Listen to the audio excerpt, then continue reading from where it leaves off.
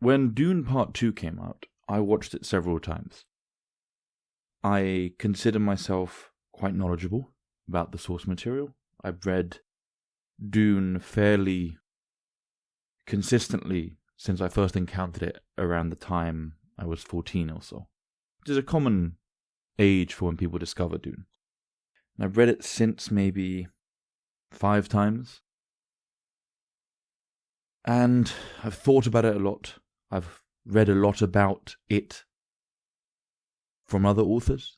I've read writings about Dune, and I've listened to people talk about Dune, and it takes up a lot of my thoughts often. It is, in a sense, not dissimilar from thinking about the Roman Empire, and I mean that jokingly, in a a tongue-in-cheek reference, in the sense of, oh look, it's something that occupies people's mind, but I also mean it fairly seriously, in that, in the same way that the Roman Empire can be discussed when it comes to issues of politics, religion, and history, and society, and very many topics of human affairs, because so much fits into it, Dune is similar. And Dune is a book, which makes it remarkable. Dune is, it was described nicely as a great work. It is broad and deep.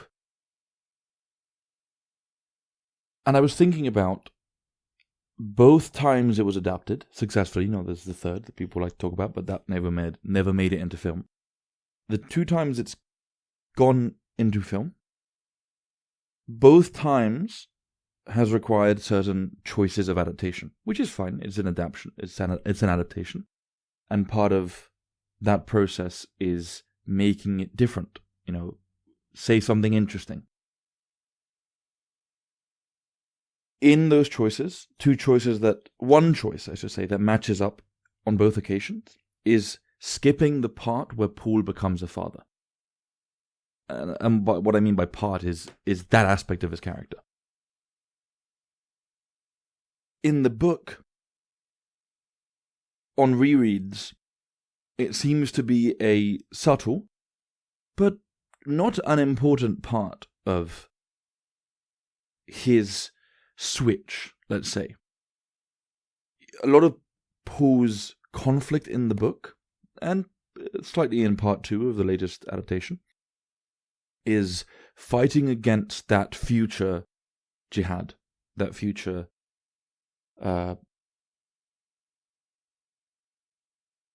mass bloodletting across the universe, in which he sees his mother taking him into. In a real way, his mother is an antagonist in that way. As soon as he ascends to a greater plane of consciousness, if you want to see it that way, as soon as he's burdened by this terrible purpose, his mother becomes more of an antagonist than the Harkonnen. Now that changes when they kill his children. If you haven't read the book, that happens. Paul has, if I recall, 2 children.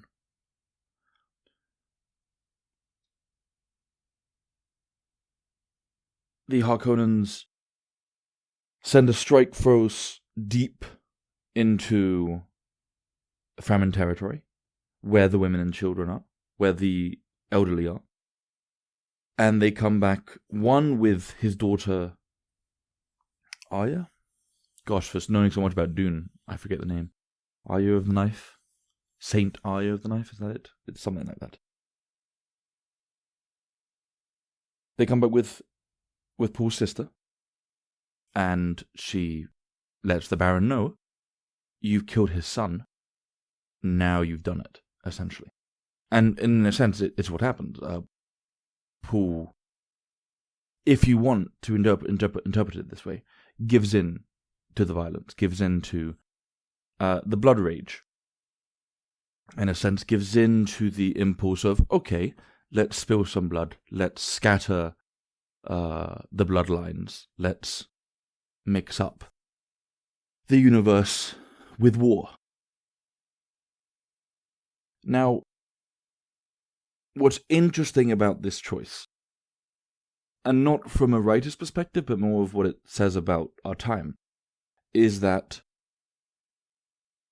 in both movie adaptations and in the book, Paul is presented as the ideal hero in a very real way. This was purposeful from Frank Herbert. He wanted to create the most perfect hero he could, the most perfect leader, the leader, that matches every box. And he uses all sorts of tools to do that.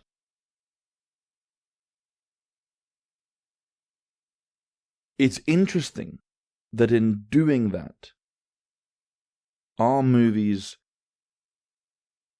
find it easy to skip the aspect of fatherhood.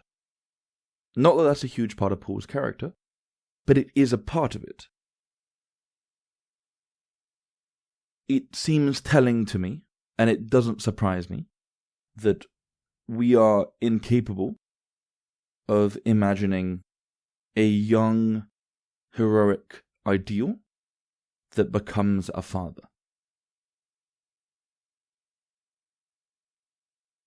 Seems, and this is getting into comparisons, it seems to me that the only way fatherhood enters our ideals today is as someone who loses fatherhood, loses his children, and does something about it. But even that was, more common 10 years ago. That was Gladiator, that was Taken, that was countless action films. These days we have John Wick. He loses a dog. Not to take away from anything about John Wick.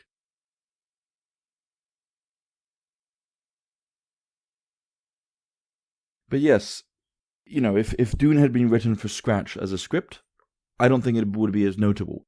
But the fact that it existed as a book where the character is a father and loses his children, again interesting, loses his children, and that motivates this change of character, but we have an adaptation where that change of character still happens, but it's not spurred on by children. Because, again, I think the key here is that we cannot have a young masculine ideal that becomes a father in our current environment. I could hypothesize about why that is, but I think this video is long enough. Well, thank you for listening. Those are a few of my thoughts.